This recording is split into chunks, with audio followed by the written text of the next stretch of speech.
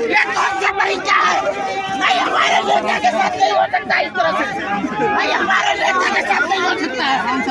करेगा संदर के गलियारों से, चप्पा चप्पा गूंज उठेगा इंकलाब के नारों से। और कायर मोदी सरकार जान ले, झुकेंगे नहीं, लड़ेंगे और जीतेंगे। केंद्रीय दिल्ली में कायर मोदी सरकार ने पुलिस के हजारों नाके लगाकर, हजारों पुलिस के जवान लगाकर, केंद्रीय दिल्ली को छावनी में तब्दील करके, अघोषित आपातकाल लगाकर और भारतीय राष्ट्रीय कांग्रेस के इस सत्याग्रह से मोदी सरकार की चूलें हिल गई हैं। आज एक ऐतिहासिक दिन है और कायर मोदी सरकार जान ले, झुकेंगे नहीं, लड़ेंगे और जीतेंगे। आज फिर आगाज होगा एक गांधीवादी सत्याग्रह का। आज फिर आगाज होगा एक नई क्रांति का कायर मोदी सरकार के खिलाफ। आज फिर आगाज होगा एक नए बलबले का प्रजातंत्र को रोंदने वाली भाजपा के खिलाफ। आज फिर आगाज होगा साहस और संयम का, संविधान का दमन करने वाली ताकतों के खिलाफ। आज फिर आगाज होगा, निडर और बेखौफ होगा, गुलामी की पहचान बनी मोदी सरकार की दमनकारी नीतियों के खिलाफ। आज फिर गांधीवादी रणघोष होगा। कायर मोदी सरकार सत्य की आवाज के खिलाफ डर गई है। मोदी सरकार और उसके पिट्ठू इलेक्शन मैनेजमेंट डिपार्टमेंट ईडी ने सत्य को ललकारा है। सत्य को आवरण की जरूरत नहीं, न उसे दबाया जा सकता, न झुकाया जा सकता। केंद्रीय दिल्ली में कायर मोदी सरकार ने पुलिस के हजारों नाके लगाकर, हजारों पुलिस के जवान लगाकर केंद्रीय दिल्ली को छावनी में तब्दील करके, अघोषित आपातकाल लगाकर यह बात साबित कर दी है कि कांग्रेस के सत्याग्रह को श्री राहुल गांधी और भारतीय राष्ट्रीय कांग्रेस के इस सत्याग्रह से मोदी सरकार की चूलें हिल गई हैं। श्री राहुल गांधी के नेतृत्व में शांति प्रिय व गांधीवादी तरीके से सत्याग्रह की मार्च तो निकलेगी ही। न इसे अंग्रेज दबा पाए, न हमें अंग्रेज दबा पाए और न अंग्रेजों के उस समय के मुखबिर और आज की सत्ता के हुक्मरान दबा पाएंगे। हम दृढ़ता से, शांति प्रिय और गांधीवादी तरीके से बीजेपी के इलेक्शन मैनेजमेंट डिपार्टमेंट ईडी तक श्री राहुल गांधी के नेतृत्व में पैदल मार्च करके जाएंगे। उनकी झूठ की अदालत में सत्य की बिसात पर आधारित हर सवाल का जवाब देंगे। यही हमारा संकल्प है और यही गांधी का रास्ता। भारतीय राष्ट्रीय कांग्रेस को झुकाने के लिए, हमारे नेतृत्व को झुकाने के लिए 8 साल से मोदी सरकार ने एड़ी चोटी का जोर लगा रखा है। लेकिन श्री राहुल गांधी और कांग्रेस का हर कार्यकर्ता, हर नेता, देश के साधारण व्यक्ति, देश के वंचित, देश के शोषित, देश के गरीब, देश के दलित, उनकी आवाज उठाने के अपने कर्तव्य पर अडिग है और अडिग रहेंगे। हम लोकतंत्र के सिपाही हैं और संविधान के रखवाले हैं। मैं फिर दोहराता हूं, हम लोकतंत्र के सिपाही हैं और संविधान के रखवाले हैं। हम ना डरेंगे, ना दबेंगे, ना झुकेंगे, केवल चलते जाएंगे जब तक जीत हासिल ना हो जाए और हर भाजपाई हथकंडे को विफल कर दम लेंगे। भारतीय राष्ट्रीय कांग्रेस 136 साल से इस देश के हर व्यक्ति की आवाज है। हम उस गांधी के वंशज हैं जिन्होंने निहत्थे रहकर देश की जनता की ताकत के बल पर तानाशाही ताकत को, अंग्रेज की ताकत को हिंदुस्तान छोड़कर भाग जाने को विवश कर दिया था। हम उस पंडित नेहरू की वैचारिक सोच हैं जिन्होंने देश की आजादी के आंदोलन में 10 साल कारावास में बिताए और राष्ट्र निर्माण का संकल्प पूरा करके दिखाया। हम उस सरदार पटेल के उत्तराधिकारी हैं जिन्होंने आजाद भारत को पंडित नेहरू के साथ कंधे से कंधा मिलाकर एक सूत्र में पिरोया। हम उस मौलाना अब्दुल कलाम आजाद और डॉक्टर राजेंद्र प्रसाद की सोच हैं जिन्होंने जिन्ना के विभाजनकारी एजेंडे को सिरे से खारिज कर दिया। हम उन माफी वीरों के अनुयायी नहीं जो आज सत्ता के सिंहासन पर बैठे हैं, जो कारागार की दीवारों पर अंग्रेजों से माफीनामा लिखकर आए थे। मोदी सरकार ने भूल कर ली है। नेशनल हेराल्ड अखबार, जिसके सहारे मोदी जी आप कांग्रेस के नेतृत्व को झुकाना चाहते हैं, डराना चाहते हैं, यह उसी भारत के स्वतंत्रता संग्राम की साल 1937 में स्थापित पहचान है और आवाज भी। जब आज के हुक्मरान, जब दिल्ली के सिंहासन पर आज बैठे हुक्मरान अंग्रेज की मुखबरी कर रहे थे, तब कांग्रेस के लोग इस देश की मिट्टी को अपने खून और पसीने से सींच रहे थे। उन स्वतंत्रता सेनानियों की आवाज है नेशनल हेराल्ड, इसे दबाया नहीं जा सकता। मोदी जी जब नेशनल हेराल्ड अखबार और 1937 में बनी नेशनल हेराल्ड अखबार की कंपनी एसोसिएटेड जर्नल्स लिमिटेड पर कर्ज का गंभीर संकट आया और समाचार पत्र को चलाने वाले, कठोर परिश्रम करने वाले आप जैसे पत्रकारों की तनख्वाह नहीं दी जा सकी, उनका वेतन नहीं मिल रहा था, तो साल 2002 से 2011 के बीच 10 साल में भारतीय राष्ट्रीय कांग्रेस ने 90 करोड़ रुपए की राशि 10 साल में उस नेशनल हेराल्ड अखबार को दी। क्या पत्रकारों की तनख्वाह देना अपराध हो सकता है? भारतीय राष्ट्रीय कांग्रेस एक राजनीतिक दल है और राजनीतिक दल किसी भी समाचार पत्र या कंपनी के शेयर नहीं ले सकता। इसीलिए भारतीय राष्ट्रीय कांग्रेस ने, हमने यंग इंडियन के नाम से एक नॉट फॉर प्रॉफिट कंपनी को नेशनल हेराल्ड व एसोसिएटेड जर्नल्स लिमिटेड के उस 90 करोड़ की एवज में शेयर दे दिए ताकि कंपनी का कर्ज खत्म हो सके, अखबार का कर्ज खत्म हो सके। इस 90 करोड़ में से आज यह जानना जरूरी है, इस 90 करोड़ में से 67 करोड़ रुपया नेशनल हेराल्ड अखबार के पत्रकारों और कर्मियों को तनख्वाह और वीआरएस के लिए दिए गए हैं। क्या कर्मचारियों की तनख्वाह देना, क्या पत्रकारों की तनख्वाह देना अब इस देश में अपराध हो गया है? और 90 करोड़ में से 67 करोड़ छोड़ दें तो बाकी का पैसा भारत सरकार को दिया गया है, जो लीज मनी था उसके तौर पर, बिजली के बिल के तौर पर दिया गया है, बिल्डिंग के एक्सपेंसेस के तौर पर दिया गया है। क्या भारत सरकार का दे देना अब इस देश में अपराध हो गया है? हमने मोदी सरकार की तरह देश की संपत्ति जो 70 साल में बनाई थी, अपने मित्रों को औने पौने दाम पर नहीं बेच डाली। नेशनल हेराल्ड की मालिक 1937 में भी एसोसिएटेड जर्नल्स लिमिटेड थी और आज 13 जून 2022 को भी एसोसिएटेड जर्नल्स लिमिटेड है। नेशनल हेराल्ड की संपत्ति का 1 इंच न किसी को बेचा गया ना दिया गया। क्या यह अपराध है? अगर यह अपराध है तो यह करना जरूरी है।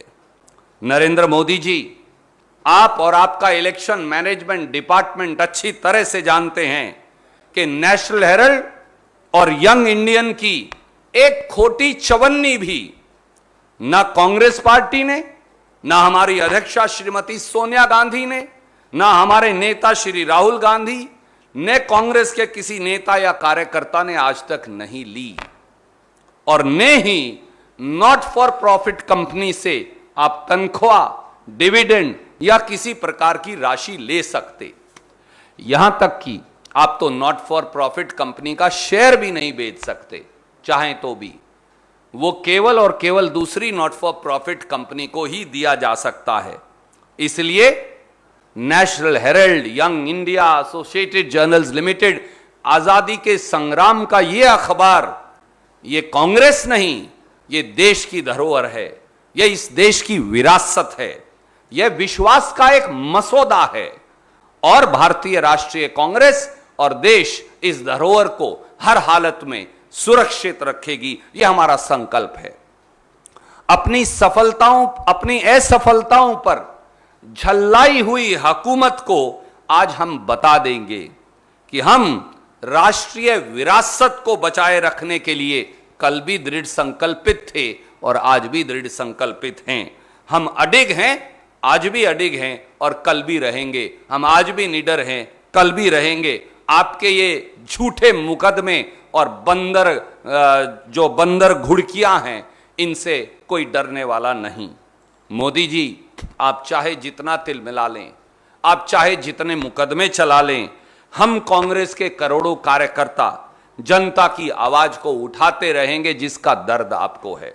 हम महंगाई और बेरोजगारी के खिलाफ आवाज बुलंद करते रहेंगे जो तकलीफ आपको है। हम देश की 70 साल की संपत्ति को बेचने की लूट के खिलाफ बुलंद आवाज बने रहेंगे जिसकी आपको तकलीफ है।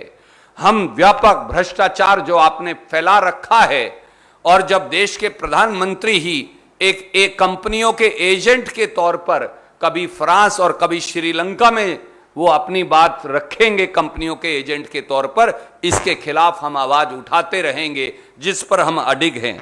हम आपको बार बार एक्सपोज करेंगे। हम मध्यम वर्ग व गरीब की आवाज बने रहेंगे। यही कांग्रेस है और यही हमारा धर्म है और हम ये निभाएंगे। दिल्ली पुलिस ने कल रात से ही धरपकड़ शुरू कर रखी है। केंद्रीय दिल्ली को तो पुलिस की छावनी में तब्दील कर दिया गया है, आप चश्मदीद गवाह हैं। हजारों सैकड़ों बैरिकेड लगा दिए गए हैं। हमारे कई हजार कार्यकर्ताओं को कल रात से हिरासत में ले लिया गया है। कई नेताओं को अपने घर में नजरबंद कर दिया गया है। पूरी दिल्ली में जैसे एक अघोषित आपातकाल लगा दिया गया हो। मोदी जी की कायर सरकार पर जान ले, हम सबको गिरफ्तार कर लें, पर वो क्या सत्याग्रह को रोक पाएंगे? क्या सत्य की आवाज को दबा पाएंगे? क्या वो सत्य के लिए आग्रह की मार्च को किसी प्रकार से बंदी बना पाएंगे? सत्य की को कोई बेड़ियों में जकड़ नहीं पाया प्रधानमंत्री जी, ना आप जकड़ पाएंगे। हम अंग्रेजों से भी लड़े, अब अंग्रेजों के मुखबिर जो आज सत्ता के सिंहासन पर बैठे हैं, हम आपसे भी लड़ेंगे। हम ना झुकेंगे, ना डरेंगे, ना दबेंगे, केवल लड़ेंगे और केवल उस लड़ाई के लिए लड़ेंगे जो सत्य की लड़ाई है, देश के संविधान की लड़ाई है, देश के प्रजातंत्र की लड़ाई है, देश के मध्यम वर्ग और गरीब की लड़ाई है, देश के शोषित और वंचित की लड़ाई है। और ये लड़ाई तब तक जारी रहेगी जब तक ये देश नहीं जीत जाएगा। भाजपा को इतना डर क्यों लगता है श्री राहुल गांधी से? भाजपा घबराई क्यों है? सरकार आपकी है, केंद्रीय मंत्री आपके हैं, पुलिस आपकी है, सीबीआई आपकी है, इलेक्शन मैनेजमेंट डिपार्टमेंट ईडी आपकी है। हम क्या कर रहे हैं? हम तो केवल पैदल चलकर उनके कार्यालय तक जा रहे हैं। देशवासियों, आप बताइए, क्या इस देश में अब सड़क पर चलकर जाना भी अपराध है? कल कहेंगे सांस लेना भी अपराध है। सत्य के आग्रह में सड़क पर पैदल चलने वाला अगर हर भारतीय अपराधी है तो हां, हम अपराधी हैं। अगर इस देश की आवाज उठाना अपराध है तो हां, हम अपराधी हैं। इस देश के गरीब, शोषित, वंचित, मध्यम वर्ग की जो कमर तोड़ महंगाई से उनका बजट टूट गया है, उसके खिलाफ आवाज उठाना अपराध है तो हां, हम अपराधी हैं। इस देश के स्वतंत्रता संग्राम की विरासत की रक्षा करना अगर अपराध है तो हम अपराधी हैं। और अंग्रेज ने महात्मा गांधी को, पंडित नेहरू को, सरदार पटेल को, मौलाना अब्दुल कलाम आजाद को, सुभाष चंद्र बोस को, शहीद भगत सिंह को जेल की सलाखों के पीछे सत्य के अपराध में रखा था। आज फिर अंग्रेजों के मुखबिर जो दिल्ली के सिंहासन में छल और कपट से बैठ गए हैं, आज फिर वो उस आवाज को दबाना चाहते हैं। हम डरने वाले नहीं हैं। कायर वो हैं जो पुलिस के पीछे छिपकर वार कर रहे हैं। अगर आपके अंदर थोड़ी सी भी गैरत बची है, भाजपाइयों, मोदी सरकार के नेताओं, तो पैदल चलकर जाने में से, राहुल गांधी जी के और कांग्रेस के नेतृत्व से आप डर क्यों रहे हैं? सवाल केवल यही। आप मुझे बताइए, क्या सड़क पर पैदल चलकर जाना अब इस देश में अपराध है? क्या सत्य के लिए शांति प्रिय गांधीवादी आग्रह करना अब अपराध है? क्या इस देश की विरासत की रक्षा करना अपराध है? क्या पत्रकारों की तनख्वाह देना अपराध है? क्या समाचार पत्र चलाना अपराध है? अगर ये सब अपराध हैं, अगर इस देश के महान स्वतंत्रता संग्राम की विरासत की रक्षा अपराध है, तो माफ कीजिए, फिर यह अपराध करना 140 करोड़ भारतवासियों का कर्तव्य है। हम हर सवाल का जवाब देंगे। हम झूठ की अदालत में उनको बेनकाब कर देंगे। राहुल गांधी जी पैदल चलकर ईडी के कार्यालय तक तो ही जा रहे हैं। मोदी सरकार, कायर मोदी सरकार इतना डर क्यों रही है? जब जब भाजपाई डरते हैं तो वो पुलिस के पीछे छिपते हैं। एक लाइन में ये बात है, जब जब भाजपा डरती है तो वो पुलिस के पीछे छिपती है। अंग्रेज भी पुलिस के पीछे छिपता था जब वो स्वतंत्रता संग्राम के आंदोलन को कुचलते थे, और अब मोदी सरकार भी पुलिस के पीछे छिपी हुई है। कभी इलेक्शन मैनेजमेंट डिपार्टमेंट ईडी के पीछे छुप जाते हैं, तो कभी पुलिस के पीछे। हम कह रहे हैं, हम देंगे ना गिरफ्तारी, पकड़िए हमें। आपने हजारों कांग्रेस के कार्यकर्ता पकड़े हैं, आप में हिम्मत है तो आजीवन कारावास दे दीजिए उन्हें। हम माफीनामा नहीं लिख के देंगे जैसे आपके पूर्वजों ने लिख कर दिया था। हम अंग्रेजों से भी लड़े, आपसे भी लड़ेंगे। गॉडसे के वंशज एक बार फिर गांधी को चुनौती दे रहे हैं। गांधी की हत्या जिस विचारधारा ने की, आज फिर वो गांधी के उत्तराधिकारियों को, उनकी सोच और विचार के प्रणेताओं को एक बार फिर चुनौती दे रहे हैं।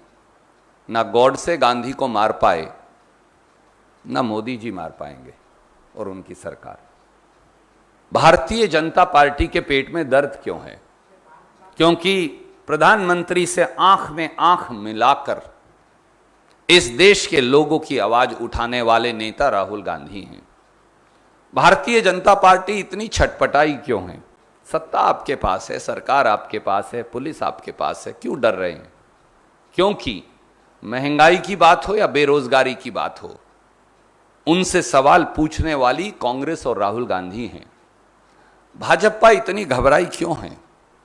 क्योंकि वो ये जानते हैं कि कांग्रेस ही वो ताकत है जो भाजपाई भ्रष्टाचार को बार बार उजागर करती है। क्या आपने कभी सुना था कि इस देश के प्रधानमंत्री कभी फ्रांस में एक कंपनी की वकालत करने जाएंगे, कभी श्रीलंका में उन्हें ठेका दिलवाने जाएंगे? क्या प्रधानमंत्री का काम कंपनियों को ठेके दिलवाना है? क्योंकि ये सवाल राहुल गांधी पूछते हैं, इसीलिए मोदी सरकार डरती है। पर इससे हम घबराने वाले नहीं। हो सकता है प्रधानमंत्री जी को बुलेट प्रूफ 100 करोड़ रुपए की गाड़ियों की जरूरत हो और 10,000 करोड़ के राजमहल की जरूरत हो, देश की विरासत को खंडित करके, परंतु श्री राहुल गांधी किसी भी देश के और नागरिक की तरह 1 किलोमीटर पैदल चलकर जाना सही मानते हैं, अपने साथियों, अपने कार्यकर्ताओं, अपने नेताओं के साथ, क्योंकि यही हमारा धर्म है। हम इस धर्म के लिए दांडी मार्च महात्मा गांधी ने निकाली थी। इसी धर्म और सत्य की खोज में भारत छोड़ो आंदोलन किया था, जिस आंदोलन में इसी नेशनल हेराल्ड अखबार को अंग्रेज ने तब भी प्रतिबंधित किया था। याद करिए, 1942 से 1945 तक अंग्रेज ने भी नेशनल हेराल्ड पे बैन लगाया था। अब अंग्रेजों के मुखबिर एक बार फिर नेशनल हेराल्ड से लड़ रहे हैं, इसलिए डर भी रहे हैं। पर हम उनके इस डर को सत्य के आवरण में तब्दील कर देंगे, ये हमारा संकल्प है। धन्यवाद। नेशनल दस्तक की आपसे गुजारिश है कि अगर इसको बचाना चाहते हैं तो नेशनल दस्तक को सब्सक्राइब करने के लिए रेड कलर के सब्सक्राइब बटन को दबाएं, फिर बेल आइकन की घंटी दबाएं। नेशनल दस्तक को बचाने के लिए बहुत जरूरी है कि हर खबर को शेयर करें, लाइक करें, कमेंट जरूर करें।